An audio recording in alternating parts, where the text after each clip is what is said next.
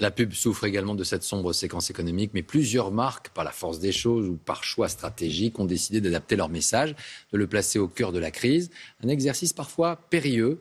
La pub sous le coronavirus. Grand format signé Justine Veil. Sophie Lançon avec Anne-Claire Le San. Hé, hé! Ah, salut! Des voisins qui discutent à la fenêtre. Je me disais, c'est quand même drôle qu'on se rencontre que maintenant alors que t'habites juste en face.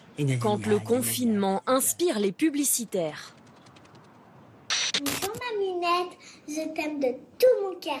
Je sais qu'on ne peut pas se voir à cause du virus. Bonjour mamie d'amour de Guadeloupe, j'espère que tu vas bien. Opérateur téléphonique, magasin de décoration. La maison. On n'aura jamais été autant à la maison. Des dizaines de sociétés frappées par la crise, mais qui ont décidé d'en profiter pour faire parler d'elles. Recharger les batteries. Prenons soin de nous. Restons à la maison. La publicité au temps du coronavirus met l'humour à l'honneur. Comme cette marque de voiture dont les anneaux du logo ont été écartés, distanciation sociale oblige. Mais au-delà du sourire, l'objectif de ces marques est bien commercial, rester proche des consommateurs. C'est que dans ces périodes de crise aussi, ceux qui continuent de communiquer, à condition d'avoir le propos adéquat, vont rester dans le cœur des Français aussi. C'est des moments où ça nous rattache, cette publicité, à la vie comme avant.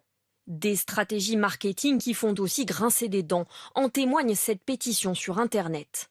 Quand des gens meurent, que des systèmes de santé sont submergés et que l'économie menace de s'effondrer, on devrait se concentrer sur l'aide que l'on peut apporter, parce que tout ça, ce n'est pas une pub.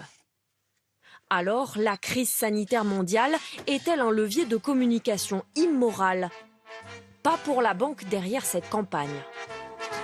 You are the one for me, for me, for me, formidable. Cette vidéo a été tournée avant la pandémie, mais remontée et en partie réécrite.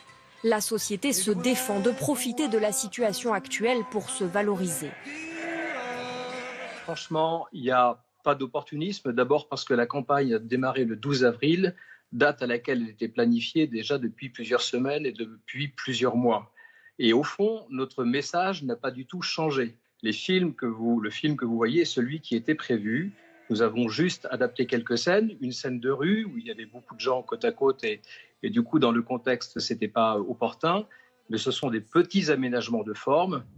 Pour éviter toute critique, des annonceurs sont même prêts à payer. À l'image d'un géant mondial du soda qui va reverser l'équivalent de son budget pub, 110 millions d'euros, aux populations touchées.